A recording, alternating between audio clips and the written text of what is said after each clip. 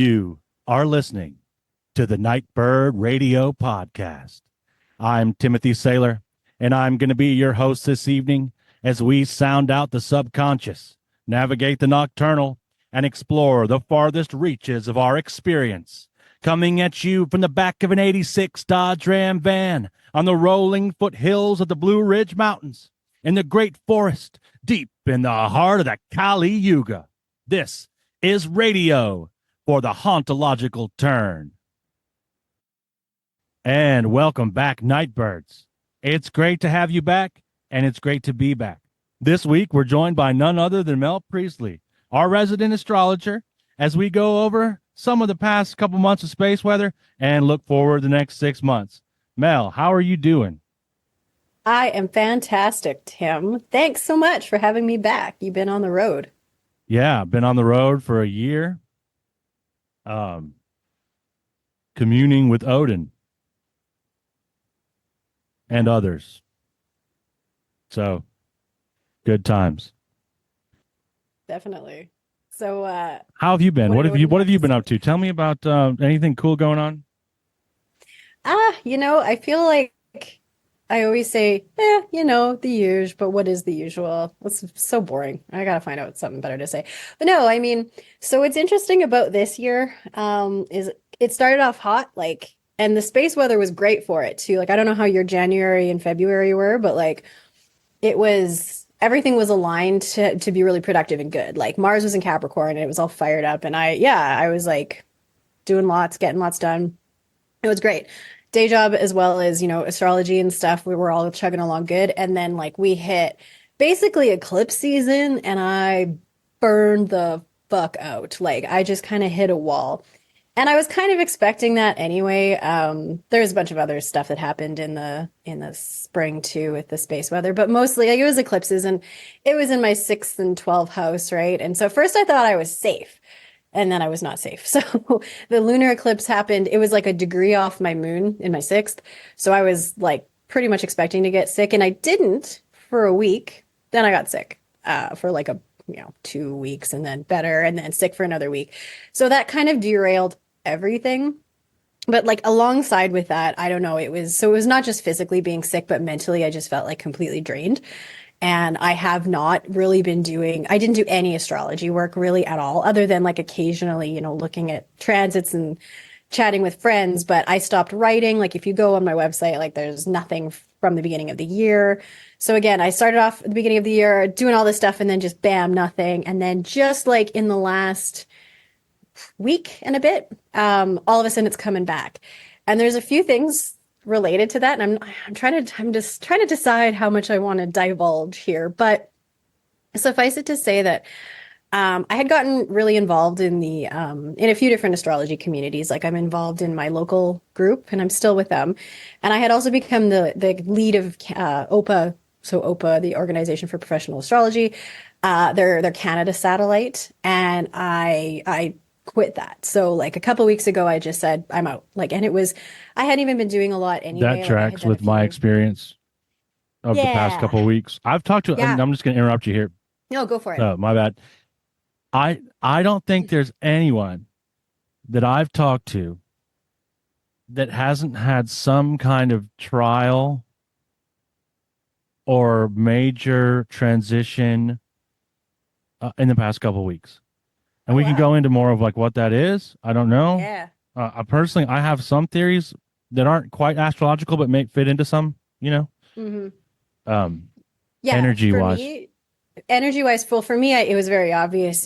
I've had Uranus squatting on my ascendant for a while, and it was exact for a while there. And it's just a degree off now, but it's still very close. But yeah, I quit OPA, and literally that day, I just felt like a block lift. I don't know what it was. And again, I hadn't been really working with them as much. We were kind of on hiatus.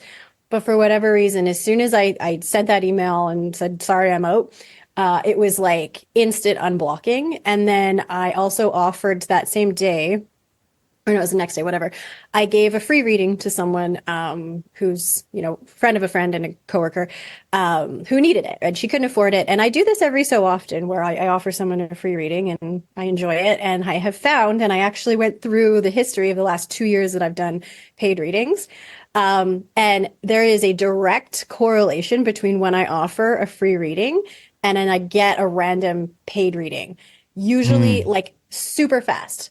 It was shocking. So that day I gave her the free reading, I got 2 new paid bookings like immediately. And I hadn't had any in the previous like 2-3 months because again, I had closed down my bookings though because burnout, right? So I kind of stopped doing consults for a bit. But yeah, and so then I went back and I tracked it, and it was like every single time I gave a free reading, I got 1 or 2 new clients within like a day. Sometimes it was while I was giving the reading, someone else booked. So that makes sense from charity. Yeah, that makes sense from an energy perspective too. From my experience, like if I'm not offering something, usually there's some kind of blockage. And the moment that I'm able to like show up and offer something, that's when like it starts flowing again. It comes to me as well in a lot of ways. But also I think there's like a merit thing going on there, right? Like the planets are like, all right, cool, let's throw you a bone. Like, like I think they like that. Like they enjoy when you do that. And yeah, so for whatever reason, obviously my path was not with Opa, because as soon as I severed the ties with them and then, gave this free reading, and then now all of a sudden like floodgates are opening and I can feel it within me. Also, I've kind of had writer's block as well. And I can feel that lifting. Like I'm like, oh no, I'm planning stuff out. So yeah, so it's all good. So things go along. Great feeling that is when that lifts. It is. Yeah. And you don't realize it necessarily. Like if you're a writer or even a creative type, when you're in the heat of being blocked, you're kind of like, sometimes you're just bleh, right? And then when you get out of it, you're like, oh man, I was blocked. Oh, I can't even see it. And it's funny because, okay, like, I'm glad I'm glad I threw it onto you first, after you asked me how I was doing, because that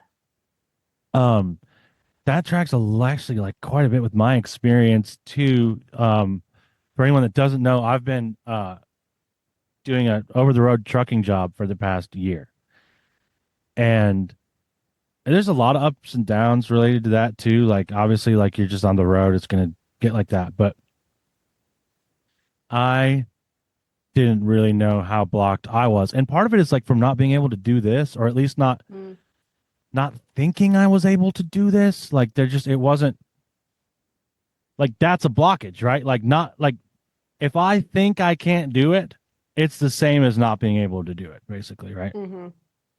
But then in the past couple weeks, there's been so much that's kind of started flowing. I came home and I went and visited my brother and went on vacation, and I just kind of had it hit me, and this was kind of the plan all along, but it hit me like a ton of bricks. Like, you've been doing this for a year. It's time to like try to find something here, find something local. And I'm in the process of trying to do that now. But it's like, once I did that and I made that decision, a whole bunch of stuff just went like one by one, and it unblocked a lot for me. And it's also kind of like, because I think we've talked about fallow periods multiple times before. I think that's definitely something that happens, especially in my magical practice, but just in general. And I think, like we have that.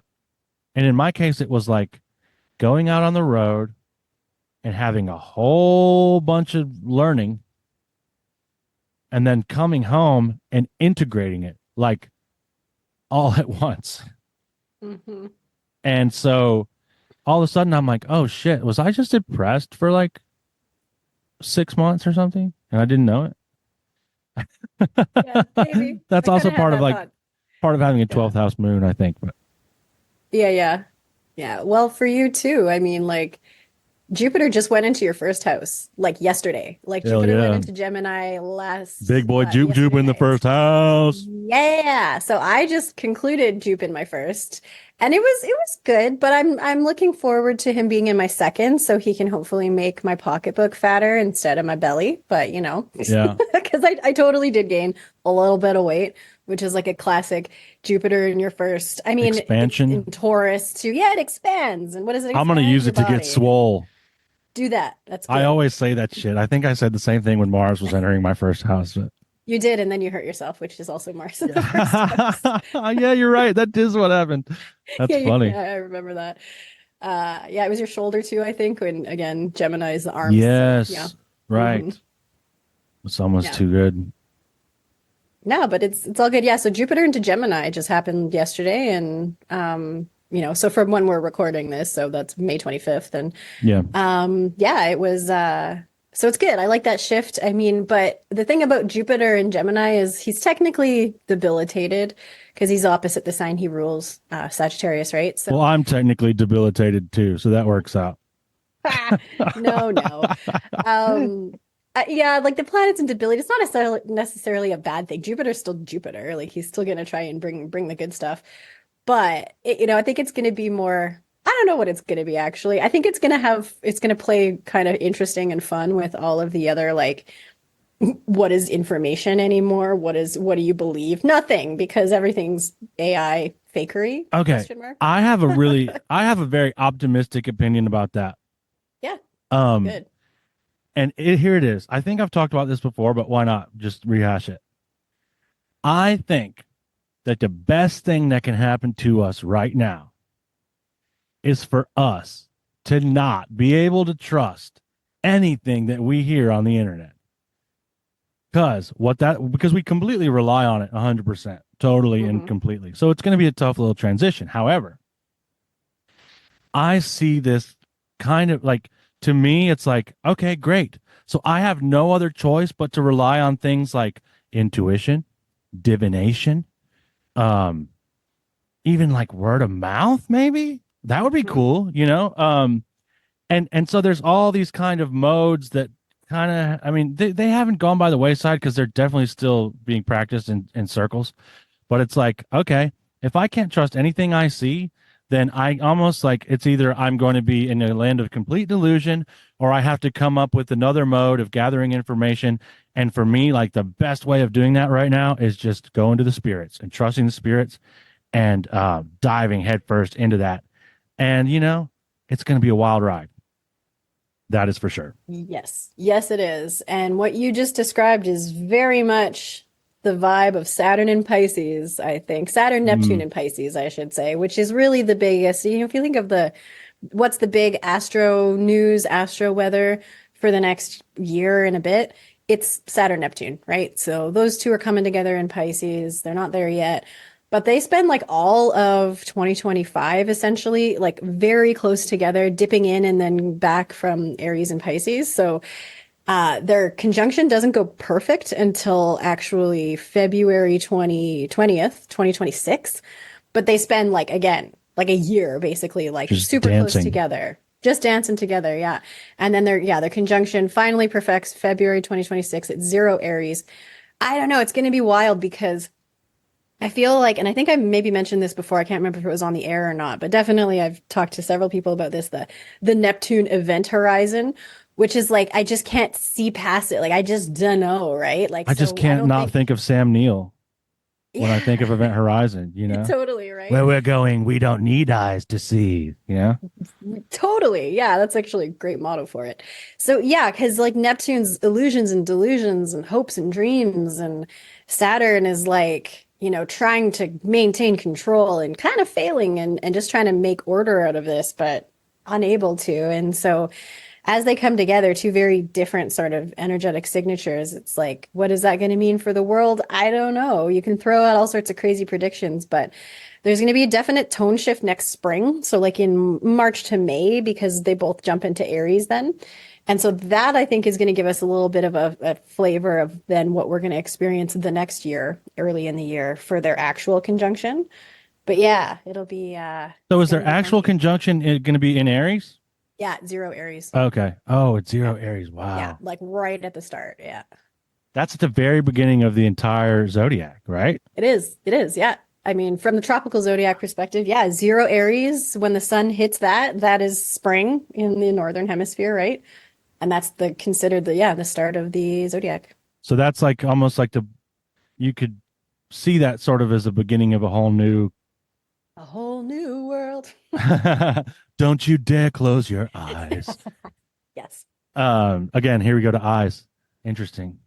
Okay, cool. Because I was going to ask you to go into the archetypes real quick of Saturn and Neptune, but you did that. So the Yeah. event horizon of Neptune is. Can you explain one more time what that is? You may have just done it, but I'm obtuse. So No, no, I didn't really. I just kind of named it. But so I'm calling it that just because it seems like this wall that I just can't see past. Like Neptune is illusion and delusion. It's just ephemeral, dreamy, I don't know what. And so I just see that. I just see it all looks murky and confusing and there's spirits and ghosts everywhere and aliens. And awesome. so that's fun, but I'm also like, what does that mean? I don't know. So we'll see when That's Saturn gets interesting. there. You know He's what? gonna start, yeah, he's gonna start trying to make order out of that Uh, in some way.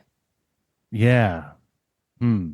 You know what it reminds me of, and it's going to get real weird real quick here, but that's how we do.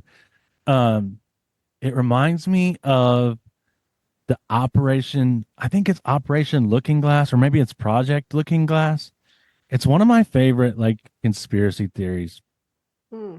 and the idea is, and it's somehow it's connected to Bob Lazar too. It's like the alien tech that they salvaged from Roswell, like somehow Mhm. was like used to operate this project. And the idea is, and it's like mostly from this one guy in an interview. I can link it for anyone if they're Mhm. interested.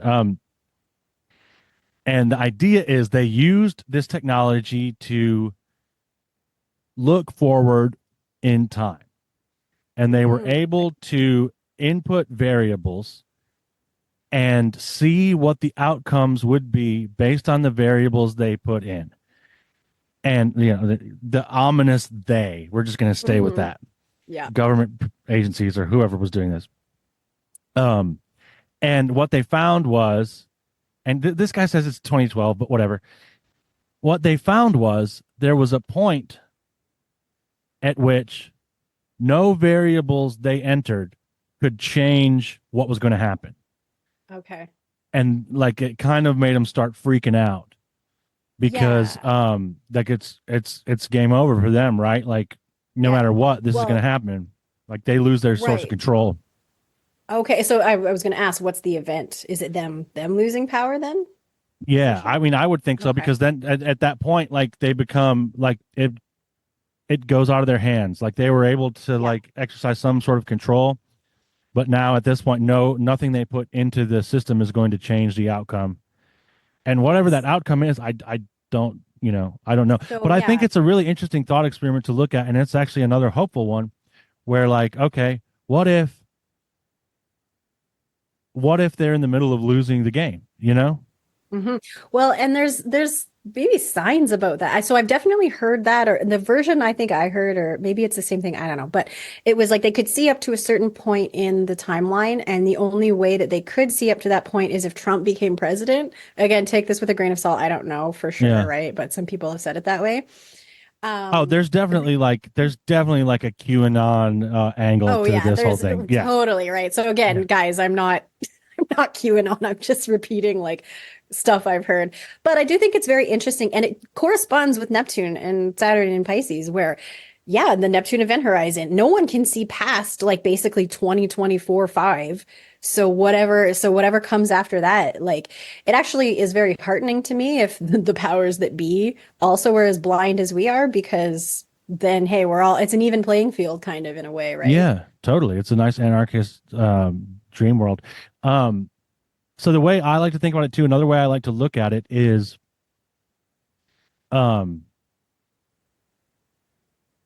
oh man, I lost my train of thought. Ah, derailed.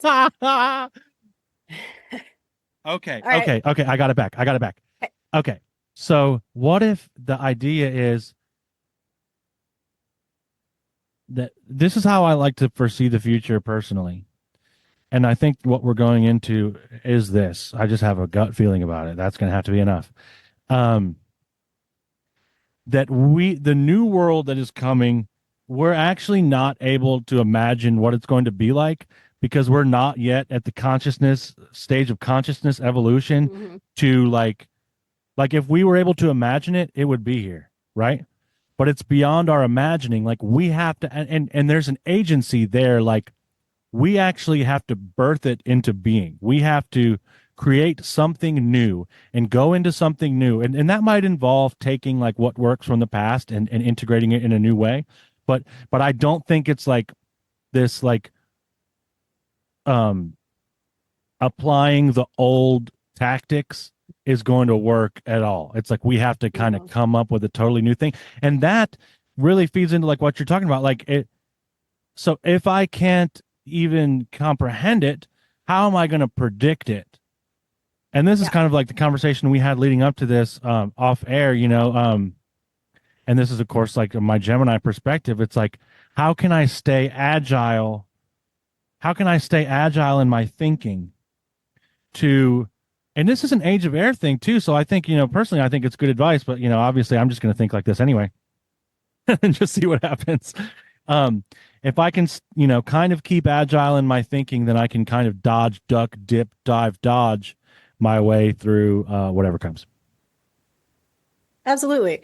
And again, yeah, spoken like a true Gemini, but we should all take a page out of that book. You say Age of Air, it's true. Some people are going to be able to do this better than others, right? Like people who maybe have more air influence or more mutability influence in their charts, like they're going to be more willing to roll with the punches, so to speak. Those of us who are a bit more fixed, and I kind of am, well, I'm kind of fixed. I'm also kind of cardinal, so I can start new things too. But yeah, they may have a little bit more struggle with it. But yeah, I mean, I think it's very clear to anyone you talk to that like the world is very different now than it was. And I hate that the pandemic is the milestone marker we use now, but hey, it works. Because what happened in the pandemic, the old structures got torn down, and now we're in a place of like, now what? Now where do we go here? Capricorn institutions were destroyed by that Saturn Pluto conjunction in Capricorn in 2020. And then now it's like, okay, Saturn's now in the oceans of Pisces, swimming with the fishes and trying to figure out like what's what. And then, yeah, maybe when he gets at zero Aries, it's like, I mean, that's the Mars's battlefield, right? So it's like full speed ahead to whatever the future will be. Yeah, the COVID stuff, just have more and more. It's like as we get hindsight to that, I was talking Mhm. to my brother about this, and of course we talk about it through the lens of like these video games called the Elder Scrolls. I'm sure Oh, those are listeners may great. be familiar with them. Yeah, but Hey, there's this. no, they're great. I love Oh, those. hell yeah. So like Yeah, there's yeah. this thing that happens in the lore of the Elder Scrolls, and like some of the games I think take place during these periods, and that's how they explain like um you being able to play it out in different ways.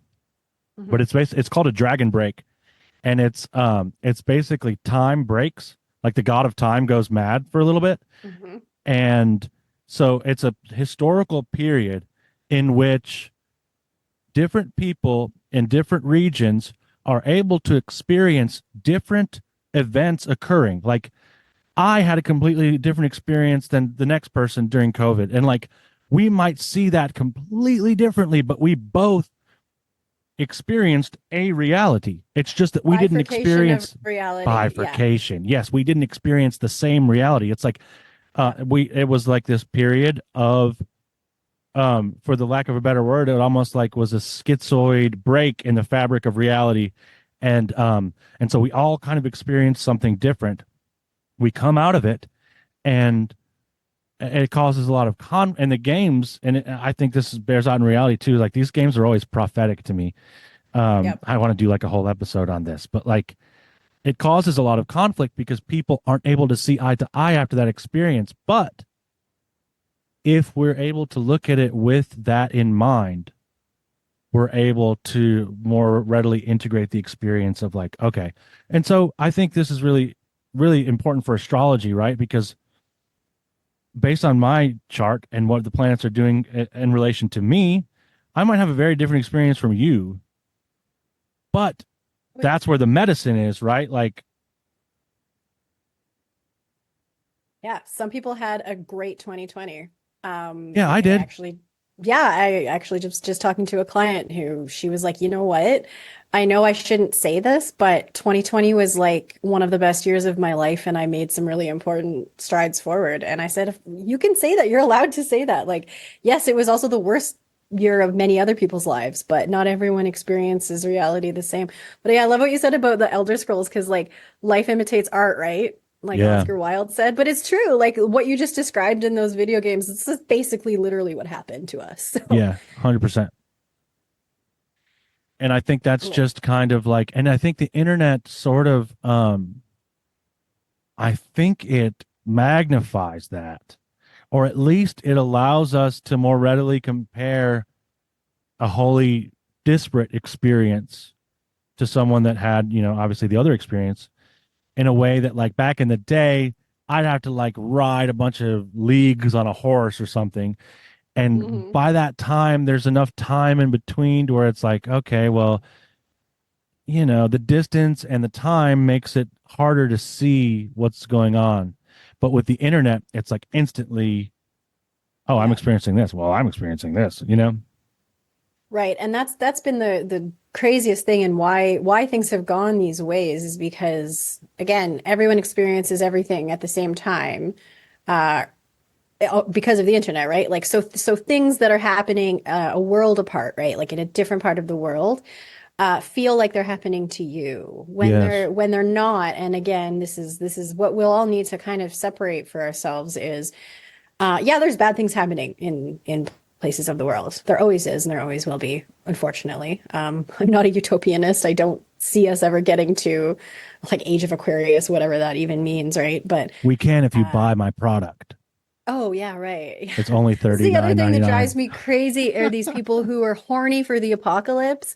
Because Yeah. there's so many people out there who are still, and I kind of fell into that over the pandemic for a bit, I guess, because it felt like Oh the yeah. apocalypse. Maybe Totally. it was in a way. But yeah, then now I'm just like, nah, like stop it. Like just stop, guys. I've settled back in the apocalypse occurred about 2,000 years ago Mm. or more, and we have just been living in the ruins ever since. Yeah, or if you go Graham Hancock style, and we've been doing this over and Oh over yeah, because totally. I think time It's a goes way cycle. back. Yeah, yeah, Yeah. yeah. I've that's something that I've kind of been has been revealed to me by spirits as well. Like, Mm. this kind of is a cyclical thing. Like it's not A to B, it's A to B to B to A to A to B to B to A. We've been here before. We'll be here again. Yeah. Yeah. And then there's the whole Terrence McKenna thing of what the Roman Empire falls like 8 times an hour, or I don't remember exactly what he said, but Right. it's something like that. Or the Philip K. Dick, The Empire Never Ended, right? I think Yeah, that's yeah. So those what it two was. like are Yeah. kind of like I like the interplay of those. Yeah, yeah. Okay, so I'm gonna go on a tangent right now because this is something I've been wanting to talk about for a while. Have you seen the? It's a recent meme, and the meme is this: it's a woman filming, and there's multiple people that do this. There's a ton of videos of it. You can look it up, but she'll go to her boyfriend or her husband and ask him, "Hey, how often do you think about the Roman Empire?" And the answer is always like baffling to her. And like the guy will be like, "Oh, not much, like 5 times a week." And she's like dies laughing. And it's really funny because it's like, wow, that not a lot? Because I think about the Roman Empire multiple times a day. And so what I started thinking about this from a Philip K. Dick perspective, because Philip K. Dick's whole thing is that like all history from 700 to 1945 is a false reality matrix that is being basically was generated. It's not real. And that we all are still people that were alive during the Roman Empire. That's what Hmm. the Empire Never Ended thing is. So I'm like, damn, what if we all can't stop thinking of the Roman Empire because we're from that motherfucker? Yeah. I don't know. That may Uh, not go anywhere, but I've just been thinking about that. Yeah, I can't say I have much to say in response to that. Other You than just yes. yes, correct. Anyway, so let's get back to the astrology. Let's see. I've got a list here. I know you have a list. What's the next big thing? So we've got that Well, the yeah, Neptune Saturn dance that we were talking about. What are yep, some other that's things that the we can like ongoing. kind of look forward to coming up here soon? I know you Yeah. we talked about Jupiter just entered Gemini. Yeah, he's there for the next year. So that's fun. I mean, it's fun for the Gemini people or the mutable people. So if you're, if you're a Gemini, I think that'll be good times. We always gonna have fun. Yeah, yeah. But also Virgos, Sagittarius, and Pisces. So what I mean, it does set up the like a square relationship between Jupiter and Saturn. So it's not going to get exact until next year, but that will happen, right? So Jupiter will be kind of, I don't know, conflicting a little bit with whatever Saturn's doing with Neptune and Pisces. So that'll add some kind of interesting flavor, but that's a next year thing. I mean, for the second half of 2024, the biggest things would be well, Pluto actually goes, so Pluto's in early Aquarius right now, and then September 1st dips into the very last degree of Capricorn for one more time, just for a couple months, and then Oh yeah. November 19th, 2024, then is Pluto in Aquarius for good, for like, well, for 20 years, so good enough, right? So that's been really tied to a lot of the AI stuff, as just one example, but future tech of all kinds, and again, very age of air. But yeah, so Pluto and Aquarius, and it's really been kind of pinging that like last gasps of the Capricorn empire, if you will, and then like Yeah. whatever the new Aquarius thing is going to be, like the new like neuromancer-ish, Yeah, Neuromancer. cyber. I just read that Yeah. Oh, did you? Was it the on the first time road you for read the it? first time. Yeah, Oh, yeah, fuck yeah. yeah. That is required reading, and I've said this for years. It's a great book, but it's absolutely required reading for Pluto and Aquarius. Yeah, it's rad. Yeah. I love all Um, cyberpunk stuff, really. I mean, I'm like, I don't really yeah. want to live in it, but like, it's so cool. No.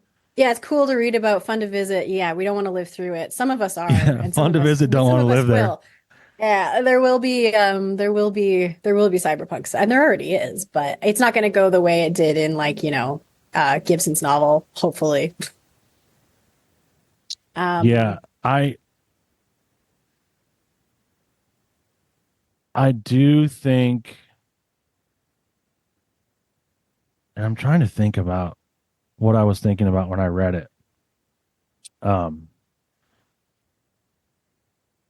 there's the whole kind of interesting interplay of like, see, I didn't really get the title until I read it and was like, oh shit. mhm. It is a computer necromancer. Like it's an AI necromancer. Oh, and so there's this really interesting idea there with like the haunted internet, um, that I think is very much in Yeah. play, right? Definitely. Yeah. And Yeah. with the So, AI stuff, only more so, right? Like the ghost in the yeah. machine. Yeah, I haven't been paying much attention to any of the AI stuff. Like it just seems like it's everywhere now, and there's always headlines on it, but it feels to me like some of the panic has died down about it. And but now it's almost like the reality setting in. So I mean, I think of an example from my day job where well, I mean, they're starting to use AI for stuff, and it's for mundane, boring, worky stuff, right? But it is literally taking jobs, right? So it's like, okay, well, what a person used to do now, a computer does. So, it's going to be something that we're all going to just see all the time. But and I don't know how I feel about it. Like it's really common now, in my meetings, which are a lot of them are held through like Microsoft Teams, like Zoom, basically, right? So virtual meetings. For someone, there's like this, I can't remember the name of it. It's like an AI bot that Yeah. transcribes the meeting for you and takes notes and stuff. And then I just saw an ad last night for what was it called? I'm not going to remember, but it's a new Microsoft product, and from the looks of it, it's AI. And it was like literally like a woman is like summarize the meeting notes, and then it goes boom and like in a second and the whole meeting notes summarized, and I'm like, You know what? I'm okay with that because right now I got to summarize my own meetings. So I get, but then I also don't trust it. I'm like, okay, cool. It would be cool to have my notes summarized in a second instead of the 10 minutes or whatever it takes me to do it. But can I trust that what that AI says is actually what happened in the meeting? Because there's Yeah, they're some not great wild sometimes. examples. No, no. What was the one I saw recently? It was like a prompt and it was like, how do I make food spicier? And it was like, add gasoline and light it on fire. And I was like, Right. Yeah, great. yeah, yeah. Yeah, delicious. Do it. At 3 minutes and 20 seconds into the meeting, Tim proposed, you know, full scale um shoes as hats policy. Right. Like just some shit that doesn't even make any sense. And I think Um, Jupiter and Gemini will cause a little bit of that to increase because, again, debilitated Jupiter. So he's just here to have a good time. And some of that might be like also just throwing some random misinformation into the mix. oh, the Like, hey, trickster, let's the trickster archetype. a little bit. Yeah, I think so. I could dig it. What I've been seeing a lot about, I've been seeing, and I don't like really look at it a lot either. Um, I've been seeing a lot about how unsustainable it is, really. Like, apparently, every time, and I don't know if this is true, but like I read some stuff that said every time you put a prompt into an AI, it's like pouring out a 16-ounce bottle of water. It takes that much water to like Oh, cool the computers that do the processing. weird. Okay. Yeah. Um, I've also heard that every time you do a Google search, it's the same amount of energy that it takes to boil a cup of water. So sounds like similar type of Dang, thing. so we could be making eggs. I could have egg We could be sandwiches. boiling eggs, egg salad, baby. Egg salad party. Fuck, we're doing it wrong. Okay, but okay, so my thinking there is like, okay, so the next thing I read that sort of was downstream from that was saying how this is not going to be sustainable unless we have like some big jump in the way we produce energy. And so it almost Mhm. seemed to me like, okay, is this like a almost like a soft landing of some energy tech, like I don't Like know, like some things they may have fusion or gotten off something. of alien craft cold fusion, the holy Yeah, and they grail like of we're like, hey, we energy. Yeah. discovered this. Like, no, Yeah. you just been holding it for the right moment. Right. And also stole it from aliens or whoever, Yeah. right? Or it But was donated from aliens, which is what I don't know if you've been listening to Diana Pasulka oh yeah, on I have. You know what's funny? I have her new book, Encounters, and I got it right after it came out, and I read it, and then again slammed into a wall. I don't know, it's related. So I actually have the last like two or three chapters to read. But yeah, I mean, I feel like I almost enjoy listening to her talk on podcasts more so than reading the book. The book is she's great great. though. Yeah, but she's really well spoken and just man, her stories. There's some wild stuff, and I think I like hearing a human tell it out loud versus just reading a book about it. Yeah, I get that. Yeah, I think she's really engaging as a guest and a speaker. Mhm. If she ever wants to come on here, she's welcome to. Yes. um, but yeah, there's some interesting implications there. I've been thinking a lot about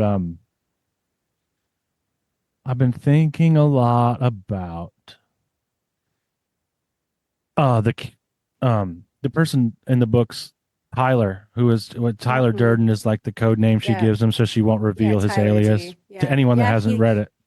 He dropped her. He won't talk to her anymore. Oh wow, really? Yeah, because Interesting. and that's I'm actually sad about that because he's a key role in the first book and then in the second book, and the reason he stopped talking to her was because I can't remember exactly the details. Didn't he have like a Apologize, radical but conversion experience? no, I don't think so. It was that she was talking to people, and he was like, if you talk to those people and get involved with them, we're done My because gosh, of yeah. whatever weird like back channels are going on in the alien community is just Uh-huh. wild to me. Like Right. why is that such a I can't the only word I can think about for it is like dirty. And I don't mean like in a moral way. I just mean like it's very muddy, Hmm. Like it's very there's just a lot going on that doesn't make sense to me. Yeah. And on purpose Yeah, definitely on and purpose. yeah, and you have to ask why. And why is it that now aliens are real, right? We know that. And we knew that already because we're weirdos. But Right. with Regardless of Diana's like book. where you think their origin is, right? Like, Right. And whatever they are. And but now that, with Diana's book and the work that she's been doing, and which is directly related to, the all of the disclosure stuff that's happened over the last couple of years, it's now a provable fact in like, the US court or whatever it is, right? In Congress, it's on record as like, yes, we have alien materials. And what did he say? Biologics, which, very yeah. specific wording, which is interesting. But anyway, so we have alien tech. Aliens are real and they visit Earth and they do it all the time. And we have some of their stuff.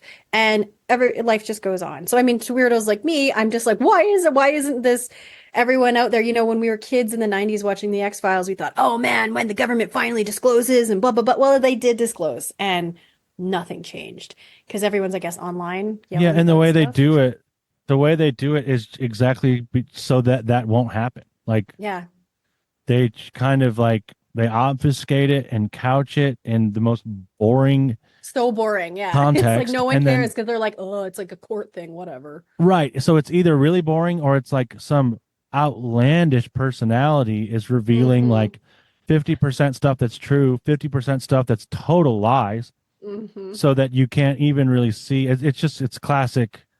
The disinfo Yep. campaign is strong, right? And For sure.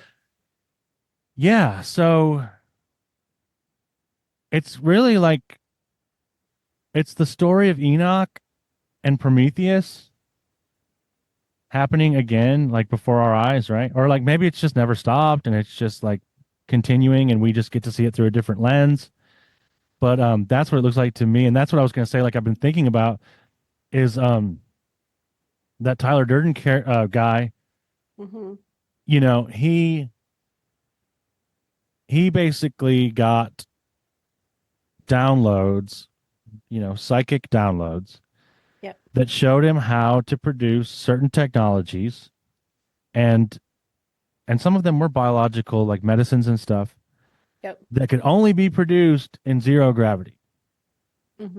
And he like went and did the experiments because he had, the connections to do that, and got the patents and stuff. And it's like almost like, to me, really mirrors the story that Enoch went up into space with the angels and was able to like basically all like changed his perception of dimensionality, which is kind of like what's happening in zero gravity, right? Like your dimensionality is changing. What's up is no longer up. What's down is no longer down. And it's unlocking a new way of perceiving reality, which allows you to basically access new technologies, new ways of thinking. Yeah. But it comes with a cost for Totally. humans in particular. And many costs really, but what I just jumped to is that the physical toll it takes on our bodies. Like we are terrestrial creatures, like we are meant to live on Earth. We are of Earth. Yeah, I agree. And so when we leave Earth, they've done studies now because there's been astronauts for enough decades that the number one, the radiation exposure you get up there is high. And there's like higher rates of cancer and stuff that they've found in astronauts and stuff. And even in pilots actually that log too many hours in airplanes because you're above, the layer of atmosphere that protects you. And anyway, so there is that cost where it's like we can go up there, but like it takes a physical toll, it may shorten your life actually. So to us becoming a multi-planet species, I think we will. But I don't know how much. Like I as much as I love Battlestar Galactica and Star Trek and all that stuff, I don't know if we actually will like colonize Mars, for example. I'm sure we're going to put people there. I can't wait for the first baby to be born there because now then we need an astrology of Mars. And what the hell is that even going to be? I mean, I don't know how you do it. I think you just have to start the way they did on Earth and record things and transits and observe what happened for thousands of years. And then you have a set of data that, you can make conclusions from. But yeah, like it might not be in my lifetime, but it could be. Who knows if things keep accelerating. Yeah, I could see a breakaway civilization sort of scenario going on, like a cloud atlas, or like there's some other good examples where you almost have like a branch in the species where it's like these people decided to stay, these people went, and now they're like not even the same thing anymore.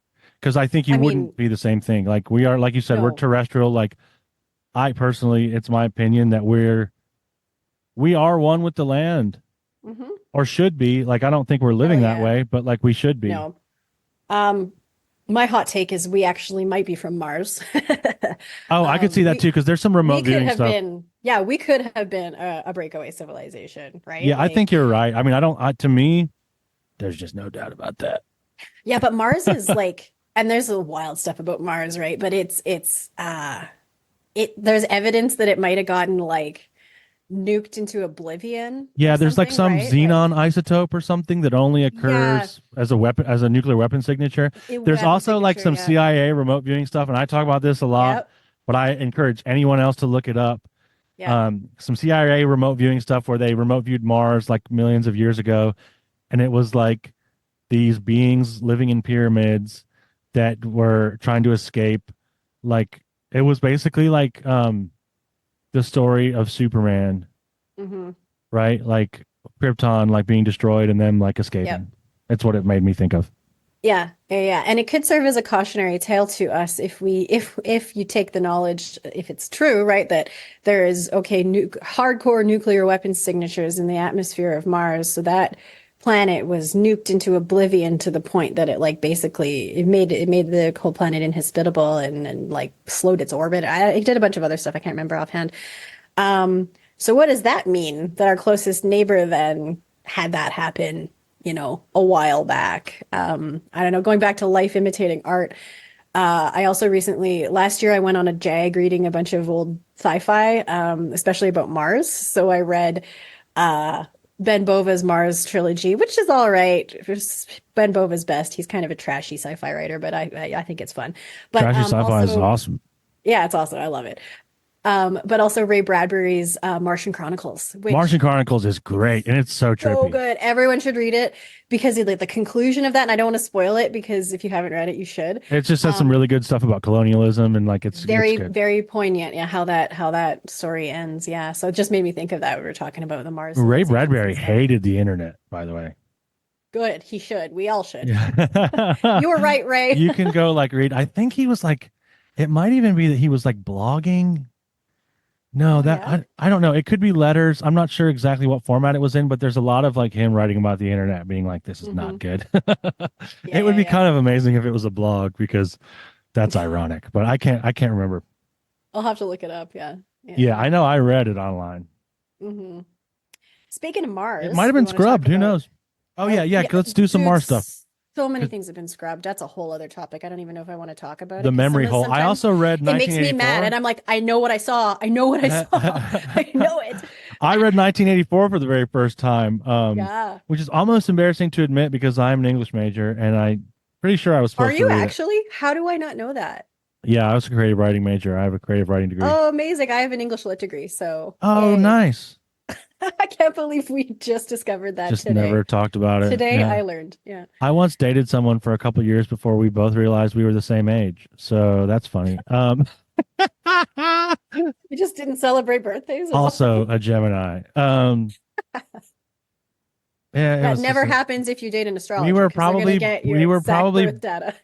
broken up every time it was actually like one of our birthdays. You know what I Oh mean? God. Yeah, yeah, yeah. It was like Gotcha. one of those Gotcha. type of things. One of those, yeah. Yeah. Cool. Let's talk about Mars because there is some big Mars stuff, right? Yeah, I'm not looking forward to it. I'm already dreading it, which again, what I should really do is to, prepare myself and do some remediation. But yeah, so the big Mars story this year is he stations retrograde on December 7th at 6 degrees of Leo and goes all the way back to 17 degrees of Cancer. And as someone with a bunch of planets and her IC in Cancer, I am not looking forward to that, especially because it's Mars. Mars is not happy in Cancer. So, yeah, I mean, what I'm hoping, this is my third house, so communication of writing and books. What I'm really hoping for this and my remediation tactic might be to just write my ass off, like just do a ton of writing and just be like, here, Mars, make, the fire flow through my keyboard, I guess, or whatever Yeah. that might be. Because there's other unfun Tongues things of that can happen. fire. So much fire. Yeah. So yeah, that's the big Mars thing. I mean, Mars goes retrograde every 2 years or so. So it's not like this is a rare thing. But what it means is then Mars is going to be in the same sign or two for like a very extended period of time. And so you just kind of got to deal with it and get used to it. Oops, I'm just opening my screens here to look at the transits and stuff. But yeah, so basically starting in, I think it's October, he goes into Cancer. And so that kind of is almost like the start of it. It'll be Cancer and Leo for like the rest of this year, starting in like October and then through to like next summer, basically. So buckle in, get used to it because that's Mars. And again, the metaphor I use for Mars and Cancer is like a soldier at the dinner table. So kind of out of place, right? Like you picture someone in full soldier gear. I like to picture like a medieval warrior with like a sword strapped to him. And he's sitting there awkwardly with his gauntlets trying to like have a family dinner. Like it's just not a very comfortable scenario. You just described like the way I felt my entire life. Oh, okay. I feel like that guy. The way I like to see it, and I was thinking about this last time Mars was in Cancer, because this is actually the way it felt for me. Was like, like when the blacksmith is forging the blade. Yeah. It's like all red hot, and he's like hitting it, and like things are happening, and it's getting the right shape, and then he's got to quench it. Yes. And then that's a process that might happen multiple times, but that Mars in a water sign is like that quenching process. And it's like, it's very, what's happening in the metal is very like, it's a shock, right? But it's actually necessary in the forging process, and it strengthens. To strengthen it and harden it and make it a better blade. Yeah. That is a very productive way of looking at it too. It's like, what do you need to do to like strengthen your blade, to strengthen, this tool that you're going to use? Yeah, even though we all like the red hot times where we're like hitting it, Yeah, smacking it hard. Yeah, it's satisfying. You got to quench. I like that. Okay, so I'm going to use that. Yeah, there will be blog article about the quenching. Yeah, do it. That'd be great because you probably, I mean, you could go into that much deeper than me. That was just kind of my. No, I love it. That's a great metaphor. Yeah. So there's some other big Mars stuff too, right? Like so before that, what about Mars Uranus? Yeah, Mars Uranus. Throw a Molotov cocktail, baby. So when is that? Let me get that date for us here. It's in the summer. So yeah, Mars is gonna conjoin Uranus, and they do it on the exact degree where Algol is, the Medusa star. Good times. Yeah, totally good times. It's going to be spicy. Where am I here? So it is, oh goodness, I'm all over the place. It is like July 14th, 14, 15. Yeah, somewhere in there. So there's 26 Taurus, which is also where the fixed star Algol is. And Algol is, she's a potent one. So the symbol often is the severed head of Medusa, the Gorgon. And so she is associated with like some pretty intense stuff. People who have Algol in their chart really prominently tend to just be like very intense people and just like, yeah, it's like, whoa. So that's an intense type of energy. I keep saying the word intense, but yeah. And I mean, you get Mars and Uranus together, and I said Molotov cocktail, but kind of, right? Because Mars is the fire and the rage and stuff. And then Uranus is like anarchy and liberation, but like to an extreme level. So you just picture like rioters whipping Molotov cocktails through things. Maybe they feel justified in doing that, but that's just how it goes, right? So yeah. And then with Algol there, it's just like, I don't know, I could maybe see even some like, maybe there'll be some crazy women's liberation type stuff happening just because it is Mother Algol, but we'll see. Hope so. Yeah. Yeah. So buckle up. That's going to be a little bit of explosiveness happening. But it is in the sign of Taurus. And like, so again, Taurus is the other sign that Mars does not do so well in, right? Like he wants to be on the battlefield of Aries charging ahead. Then he hits the like green pastures of Taurus and he's just like, ugh, I don't want to go for a hike. So then he's just kind of dragging his feet. Yeah. He's like trying to ride a bull. Yeah, which doesn't go well usually. Right. The bulls do when you jump on the back of them. But yeah, so that's the summer. And then, I mean, pretty quickly after that, Mars goes into Gemini. So he's going to heat things up there with Jupiter and conjoin Jupiter in sort of middle of August, about a month after the one with Uranus. So that'll be very different. And you talk about like new technology, AI, but also we talk about energy and new forms of energy, kind of going back to our earlier one. I think with the real shift to air in the next couple years, I mean, with Pluto and Aquarius, I mean, we have Jupiter and Gemini, but then starting in 2025, Uranus goes into Gemini. That to me seems like novel technology. Could particularly be energy technology too, but just novel tech and could be also weapons tech. So maybe when I was going to say, like Mars, when you bring Mars and Gemini, it could be like, oh, look at this crazy new weapon, guys. well, Like, how is novel tech? How is novel tech usually historically introduced? Not the yeah, best way. no. Yeah. We know it happened actually. The world wars have that signature. The bomb dropping was, yeah, that was novel tech. So, and I It's like, believe, it's gonna like, hey, look, we created this cool thing that could like help everybody be fed and clothed, but we're just gonna use it to melt people. yeah, great. So, how about that? I have so many thoughts and feelings about nuclear technology, but it does seem to track that with Pluto going into Aquarius. I mean, with maybe some other stuff too, but it does seem to track that maybe nukes become the tech, right? Like, there are already there's tons of nuclear energy all over Europe in particular, but I mean, it's coming throughout North America too, and I think it's because, and not to be political, you can believe whatever you want, but my understanding of solar and wind is they're just not all they're cracked up to be, and the costs associated with them are really high. So, and they're not able to produce energy cheaply anyway, put it that way. Whereas nuclear, theoretically, I guess it is maybe cheap. I don't know that much about it, to be perfectly honest, but it does seem like it's just that's the way the world's going. And we're just going to have nuclear silos everywhere, which I don't know how I feel about. Yeah, Welcome to they're very Springfield. ominous.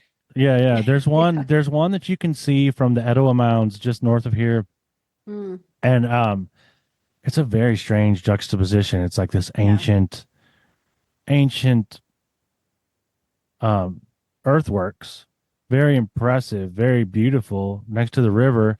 And then you're on top of this and you look over and there's just these imposing smoke stacks. Yeah, yeah, yeah. And they weirdly look so retro and futuristic at the same time. It's like this Yeah. weird design. Yeah. Yeah, they definitely There's, have a vibe. yeah, they do have a vibe. And actually, so I mean, now that we're talking about nukes and stuff, yeah, like the last time, well, when the bombs fell on Hiroshima, it was Mars Uranus in Gemini.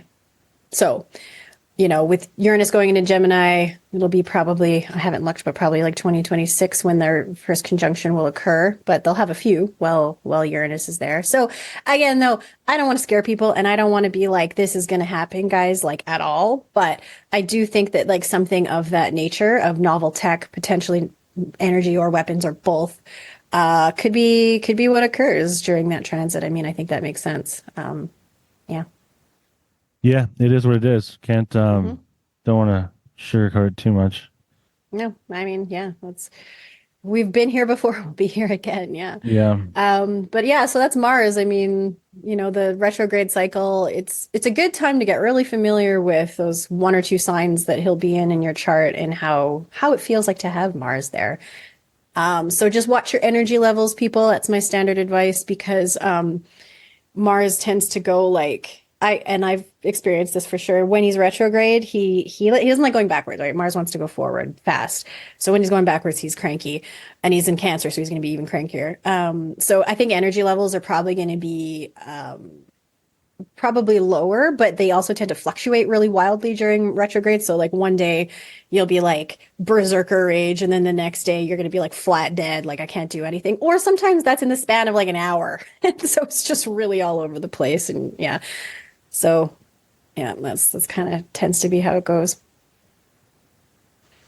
I mean, other than Mars, thinking, we talked about the Uranus conjunctions with Mars as well. And then other than that, the second half of the year, of course, we get Eclipses coming up, and so well, we didn't talk about eclipses yet. My God. So you know what I have to say?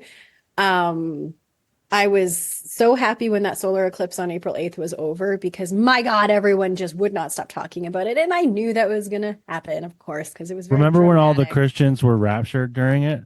That was Yeah. cool. No, all my neighbors are gone. They're just not there anymore. Yeah. But yeah, so I mean, I was sick as a dog during that time, right? Because again, that the lunar eclipse kicked off that season at the end of March, and I was okay for a bit. And then right before that solar eclipse, I got sick. Again, it was in my 612 houses, so those two eclipses. So yeah, so it's not surprising I got sick. So I was just kind of hunkered down at home anyway, but that's tend to be what I do during eclipses. But Tim, what did you do during that eclipse? So You were right in the my heart of it. yeah, my journeys took me to, I think I was in Indiana, right outside of Fort Wayne, and I was in maybe 99.98 totality. Yeah. And a lot of stuff I was looking at was like, you have to go to 100% or you won't see any of the effects. I'm pretty sure those were just like No, travel agencies or something, like travel probably ads. You know what I mean? Airbnb. Like, yeah, right. Yeah. Because like I of course ignored all the best advice to the contrary, like I usually do, and said, "Fuck it, I'm going outside and I'm just gonna stare at this bad boy." I mean, I didn't stare at it like like burn your eyes out, stare at it, but I Good. was definitely like looked at it a couple times with my naked eye to just get, and it was fantastic. It was magnificent. And I had felt pretty bad before the eclipse, but as soon as that eclipse happened, I got like a whoosh, and Hmm. a lot of things kind of unblocked for me. It was a lot of progress made. Um, yeah, just in my energy levels, in my way of thinking, in my way of engaging. It was actually really nice. And I don't know, I'm trying to think of what house it Yeah. was in for me. What it was in, Yeah. what I'm, sign was it I'm in? pulling it up. It was in Aries. It was at 19 degrees in Oh, okay, Aries. so it Hang was on. in I'm my just 10th pulling. house. Yeah. So you actually had a nodal return very recently too. Yes, so it probably Um, played into that somehow, it more did so. definitely. It was like a degree off, not even. It was half a degree from your north node, your natal north. So yeah, I mean, nodal returns are often a period of like, just it's hard to say. I always say that it's hard to say. What kind of an astrologer am I? No, but it's they're like Yeah, you have to be very fated confident, events. even if you're completely wrong. Yeah, totally. I know. Yeah, like there are often periods where it's like, well, the next chapter of your life, but it's also like the fated events that have led you to this point, and then like it becomes another fated event that kicks off, the next. I don't know, I'm kind of rambling now, but I also regardless, it have would to be super potent. I have to give a lot of credit to my flourishing Rahu devotional practice though too, Right. because No, I that am in makes Rahu sense. Dasha. So I found Hmm. this out like a couple years ago that I'm in, and I don't know too much about Vedic astrology, but I looked up enough to understand kind of what's going on with my specific situation, right? Like how you do. I think that's just how Hmm. I've always started out learning. And anything with astrology is like, okay, what's my thing? And then I can kind of go from there. Hmm. Um, and it's like an 18-year period. Hmm. And so I'm in it until like 2032 or something, where Rahu is like my ruling planet for that period of Hmm. time. And so I was already getting into the Thai stuff. And I think I actually found that out after I had gotten like a Rahu amulet. And so it was really interesting Nice. there. Yeah. And it was like given to me. Well, I didn't even buy it. And so I've been, like full moon chanting to Rahu and like wearing this amulet a lot. And so with the amulets, what like so in the Thai system, what a Rahu practice is for is astrological remediation of like Hmm. all across the board. Hmm. Because it's like to me, the way I look at it is like, and I know you have different opinions about this, and it's fun to talk about. Uh, it's like if a dragon lives outside of my village and comes and eats shit all the time, like maybe I should just give it a sheep every now and then. And Hmm. then, it seems to like appease it and make things better. Now it started off that way, but now the way it's come now, it's just like it's a great ally. He's a great ally. So I don't know if I'm not trying to recommend that for everybody, but for me, where I'm at, it's been great. That's awesome. No, I mean, I think it makes sense. Yeah, feed the dragon what you choose to feed him versus him coming in and taking whatever he wants to eat, which could be gonna you. eat. So He's gonna eat. yeah, he's hungry. Yeah. Hungry boy. Yeah. Yeah, no, that's cool. It makes sense. Like looking at that eclipse in your chart, like it was up in your 11th and like bang on your north node. So it makes sense that that was going to be like a pretty, key moment for you. Mercury was retrograde there. It's opposite your natal Mercury. Yeah, no, my job as an astrologer is to look at your chart and go, that makes sense. Right. The way events conspired was like I got stuck there for like 2 days. Like I wasn't going to be there. And then the way things worked out, like I got a load and then it canceled and it made me sit there all weekend. That was the Mercury retrograde. Oh yeah. Force. It was, that's very strong in that industry. That's really crazy. No kidding, man. If you were going to keep, well, I mean, you're still going to keep trucking, just not like long haul, right? So yeah, I think you should probably have some Mercury. You should have some Mercury stuff in your car or your truck, like just kind of, yeah. I've got I need to find it again. I've got like a cool, it's like a pendant made out of a silver Mercury, the dimes. Oh, yeah. There's a series of dimes that actually have Mercury on them and they're silver. Oh, that's cool. Yeah, that would be a perfect Mercury, like talisman or whatever. I have it. I need to dig it up because I have just like boxes of magical shit that I just like have been sitting there. Yeah, it tends to accumulate. Half of it is like literal trash too. It's like just throw it out. Right. It's like half burned candles and stuff. You know what I mean? Oh yeah. Yeah. Ashes all over the place. Yeah. Well, cool. What else? Is there anything else that we want to specifically look at? I mean, I know there's like kind of a lot. We don't really have to get into everything, but no, it's true. Yeah. So, I mean, just to conclude, like eclipses, we get them in September, and it's the first one is a lunar at 15 Pisces. So that'll be the first eclipse into the new Virgo Pisces axis.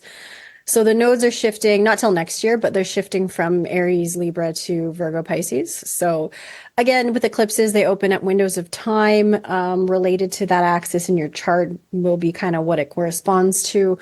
So whatever your Aries Libra axis is, you're kind of wrapping up some things. We still get some eclipses next year that are in Aries, and I think one more in Libra. They might be done. Anyway, I think there's just one in Aries, and then it's Virgo Pisces next year. So so one more there, and then so Virgo Pisces. I mean, whatever that. So that's a big shift too. Yeah. The nodes shifting is a big shift. Yeah, it's like a new window opening up, other one closing. Interesting. Mm-hmm. Yeah, so it tends to hit depending on, of course, your charts and what that is. So we'll see. I'm looking forward to it leaving Aries Libra just because it is kind of a war axis, and we don't need to get into all that. But what happened in the Middle East was very much aligned with the eclipses, and very much aligned because both Israel and Netanyahu, the leader of Israel, are like big Libra things, and the eclipse happened anyway. So long story short, it hit both the charts like very, very dead on. So sadly, that conflict probably is not going to wrap up. Hopefully, maybe could start next year once when that node shifts. But I don't know. It's not surprising that it's been prolonged because in history has shown us that in that region too tends to drag out. Yeah. Mm-hmm. What Virgo about Pisces, though? I mean, that means, as if you say Pisces, and we talked about Saturn, Neptune, that means we get eclipses with Saturn, Neptune. So that's also kind of going to be like, whoa. Yeah, I just add to the whole energy of occlusion. Yeah, like what are you not seeing? Because eclipses are really great for obscuring, because that is what they are. They are an obscuring. So the question you always got to ask, and you won't probably have an answer for a while, is what am I not seeing? What am I being blocked out of? And then it's only in hindsight when you look back and you go, it was that thing. Well, that's a great question for divination. Yes, What it am I is. not seeing that I need to see? Yeah, A it would help. a great one. Hmm. And for personally, like in my experience, I've gotten a lot out of that. Yeah, it's a good one. Lately, I've just been asking questions about who's going to win the hockey game because I started doing sports astrology just Oh for yeah, fun. nice. Do you want to talk about that a little bit? Like, what's that? What have Sure. you learned? So it's, oh my God, I've learned nothing, I feel. I don't know what I'm doing. Do not, this is okay. This is my disclaimer. Do not take my bets This is seriously. not financial advice. This This is is not not. financial advice. I Yeah. will not be held accountable for anything you may do with this information. Yeah, no, I mean, I just got into it. So, I mean, I'm from Edmonton. I still live in Edmonton, and the Oilers are huge here. Hockey is huge. We're a hockey town. We love it. I was born just, like a couple months, not even after the Oilers won the first cup. So, there's always that sense of like, we got to get back to the glory days. Anyway, so long story short, when the Oilers do well and they're in the playoffs, the whole city's, in playoff fever, and it's infectious. I don't really care that much about hockey, truthfully, but there's something about it here. A hockey game on is very nostalgic for me because, growing up it was always on. And yeah, so it's just been kind of fun. All my coworkers and, family members are super into it. So I thought, you know what, let's make it more interesting for me, which is let's look at the astrology of it and try to do some like sports betting. So I've just got into it like a little bit. And I read a book that gave some very clear sort of this is how you evaluate like a game chart. But I am suspicious of a lot of the stuff in that. So I'm still kind of trying to test these techniques out and figure out what I think makes the most sense. And a lot of it is basically, look at the first house and the seventh house. First house is so again, this book was like, that's your team if you're cheering for a team, like if you have a personal stake in it. Yeah, that makes And the sense. seventh house is the other. It does, except it doesn't with NHL teams because you're looking at the same chart. So I'm an Oilers fan. So okay, so the first house is me, the Oilers, right? Because they're my team. But a Dallas fan for the last series, or sorry, for this series, would be also looking at the same chart and would also say that the first house is their, you know what I mean? So for me, I just don't think that works that well. I don't know. So I'm using the first house as the home team and the seventh house is the away team. I think that makes sense, right? And it does switch back and forth throughout the series. Oh yeah, yeah, yeah, totally. But if Home, if home and you're away, looking yeah. at it, then it's going to be okay. There's two I methods, right? see It's it. like you can Yeah. look at it as like the first house is your team and the other is your opponent. Or you can look at it as, first house is home team, seventh house is away Okay. team. Yeah, yeah. I like that. That's interesting. Yeah, I it feel like is. that kind of unlocks something for me just for astrology in general. Mm. You know what I Yeah. Well, mean? the seventh house in mundane is open enemies or partners. If you're doing natal, it's your spouse Right, right, right. or who could also be your open enemy sometimes. Well, they're most likely to be, right? Yeah, you know them anyway. They're not like a hidden Statistically, enemy. The 12th house is for your hidden enemies. Yeah. I think Uh, statistically, if it's going to happen, it's going to be them. Probably actually, what are the rates of murders of spouses? Like Yeah, that's very what I high. was thinking. Yeah. Because Jesus. it's like that's Uh, why it's so hard to catch a serial killer because there's no like no, yeah, overt like the connection. typical motivation is, yeah. Right. It's true. So anyway, yeah, so sports astrology. So you're mainly focusing on the first and the seventh, right? And then you look at the ruler of the first and the ruler of the seventh and you evaluate their condition. That's the basics of what I'm doing. I'm sure there is more to it, and I've already heard tons of conflicting stuff. So I'm by no means an expert. I'm just kind of trying to muddle through this as best as I can. But so far it's been okay. I did predict the Oilers would lose last night, and they did. I'm predicting the Rangers are going to win tonight, and then tomorrow I think the Oilers are actually going to win 2 games straight.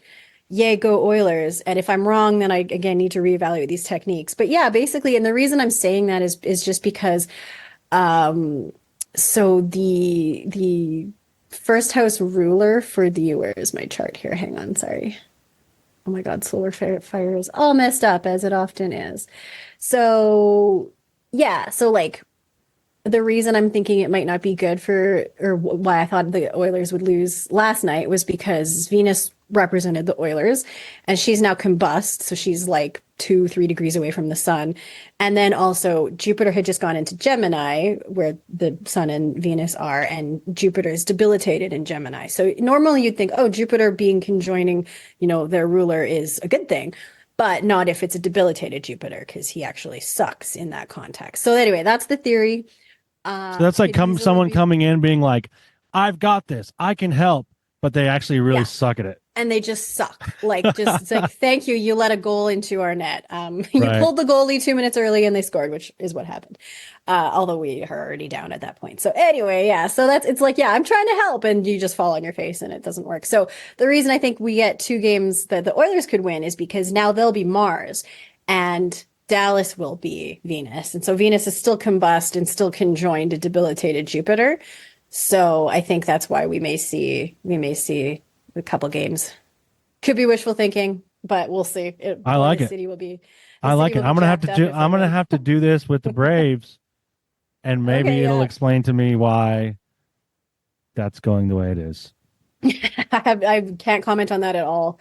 Yeah. Just started with hockey, but yeah, if I get really good at the hockey, maybe I'll just start. No, I'm just gonna. You're gonna.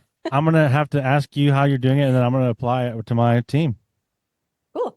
Yeah. I'm not gonna make you do it. I mean, I guess I could, but that seems like something that costs money. So speaking of things that cost money, Yes. do you want to talk about any of your offerings? Like, are you back on the books? Like, I know you said you kind of shut down consultations for a little bit. I did. No, I'm back up. Did one this morning even actually. And yeah, so my consults are open. So if you go to either melpriestley.ca or earthshineastrology.com, you'll find me, or Google Mel Priestley, you'll find me. Either way, I'm not hard to find on the internet. And yeah, just come to my website and I do all your standard sort of types of consults. So if you just want a basic natal, if you've never had a reading before, it's a good place to start. Year ahead, I love doing year aheads. And even if you've not had a reading before and you want more of a year ahead type thing, cool. That's awesome. I love doing those too. And I have some other types too. Like I've started doing like some synastry readings, which is reading relationships between 2 people. You'll obviously need the other person's birth data if you want that. But yeah, so just go to my site and check it all out. I have not written anything recently, but as I said, I can feel the gears turning again. So I'm probably going to have some new blog posts soonish, hopefully. Maybe the next one will be on NHL astrology because that's kind of what I'm doing now and it's fun. And so, hey, might as well share the love. There's also not that much written about sports astrology, I think. So yeah, it's a ripe field, I think. Yeah, but it's kind of like financial astrology because I feel like if there was a very clear and well-known set of techniques, there'd be a bunch of rich It would be used. Yeah. Totally. Like, I mean, if I crack the code, you can damn well bet I'll be placing some bets quietly on the side. Though just by my nature, I'm not a gambler. So I'm not either. I'll be starting with very small bets if I do any. Like, I'm not going to be like, bet the house.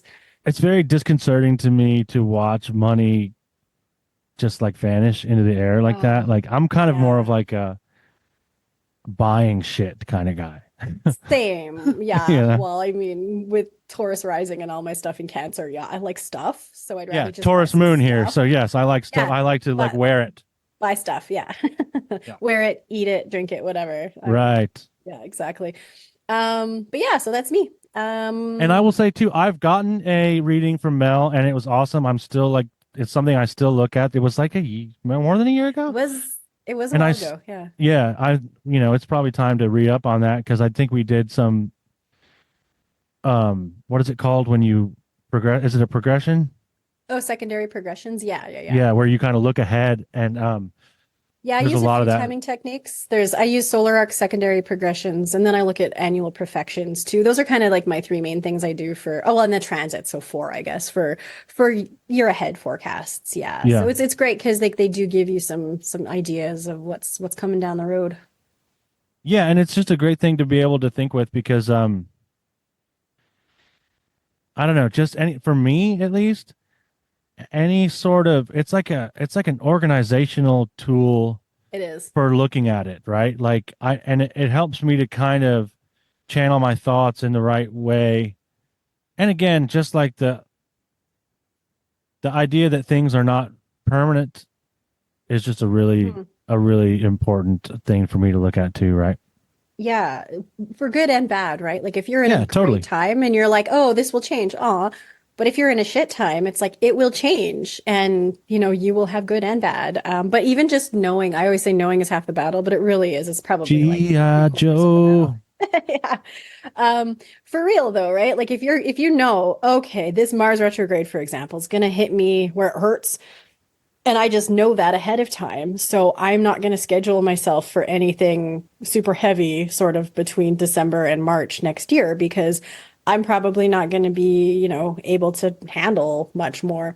Or at least when shit hits the fan, then I'll be like, well, that's why. So, Yeah, it's that's just more me right there. I'm like, I'm not going to change the way I'm doing stuff. I'm just going to have something to blame now. And well, that's what astrology and is great for. You just yell right. at the planets, right? Well, I'm Yeah. going to wrestle the planets. I'm going to like go to war with Mars and see how that turns out for me. And Let it me know how usually that works ends up out. with a big slice of humble pie. But you know what?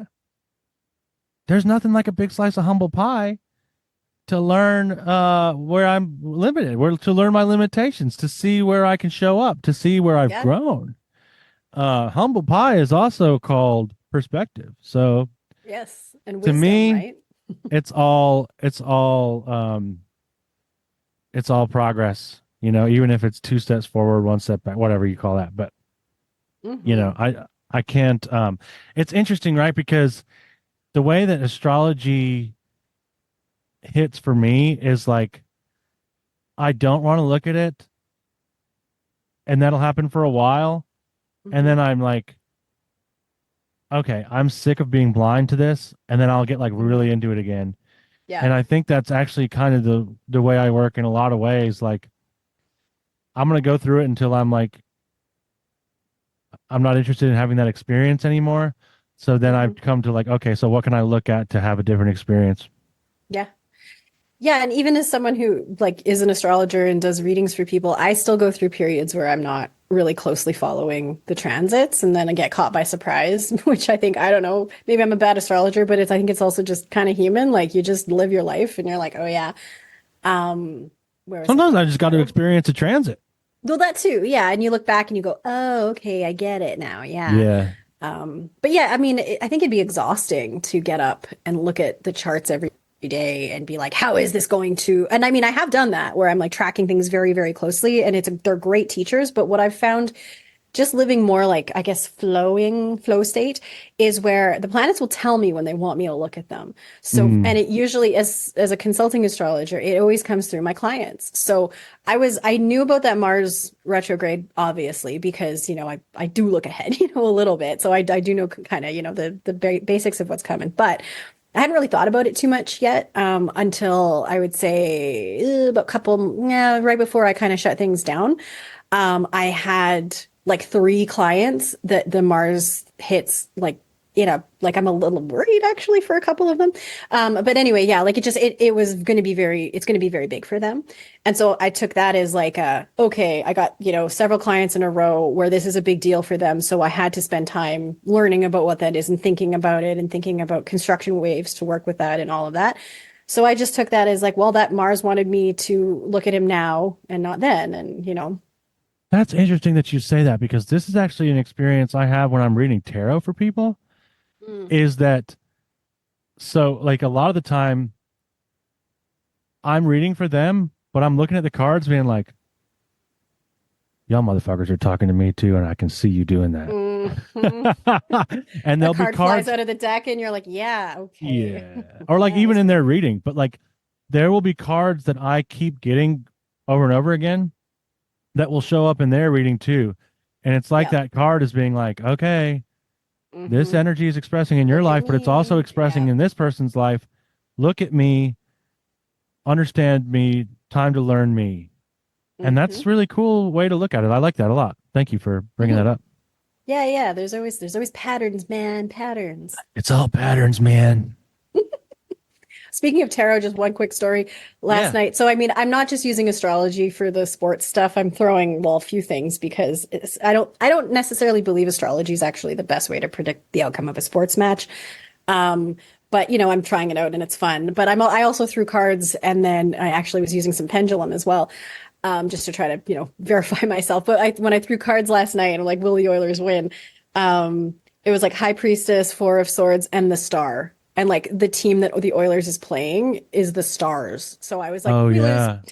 The stars are gonna win. Oh There it yeah, is. wow, that's It good. was so literal. I was like, hey, I don't even need to look at the astrology chart because I just threw these cards that were just so obvious. It was Yeah, funny. leave it to tarot to like smack you in the face. 100%. Or, Yeah. and Or conversely, like, not. right, or be really Yeah. obtuse and Yeah. confusing. Yeah, just depending. Yeah. Awesome. Well, thank you so much for coming on. It's been great talking. I've had a blast. And if there's anything else you want to mention, No, I think I'm good. Thanks so I much for think we having me covered on it. again. Yeah, Yeah. this is Always love awesome. coming on Yeah, and chatting. always a good time, and it's just great to be Yeah. back. So, thank you for coming on, and thank you to everybody that listened. Thanks, everyone. Bye. Do you experience weird shit? Do your parents not like to tell their friends about what you do in the woods? Do you make more friends in a graveyard than you do at a party populated by living humans? Do you have interactions with beings that are not strictly considered human? Do other people look at you like you're crazy when you mention talking to trees in casual conversation?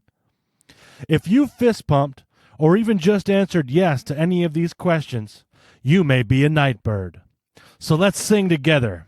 If you'd like to come on the show and flap your gums with me, share your stories, or just talk about the malleable nature of reality for a while, then send me an email at tim@nightbirdpodcast.com. That's tim@nightbirdpodcast.com. I'd love to have you on the show. But until then, I gotta fly. But before I go, let me say this. Remember, you are never alone. I believe you.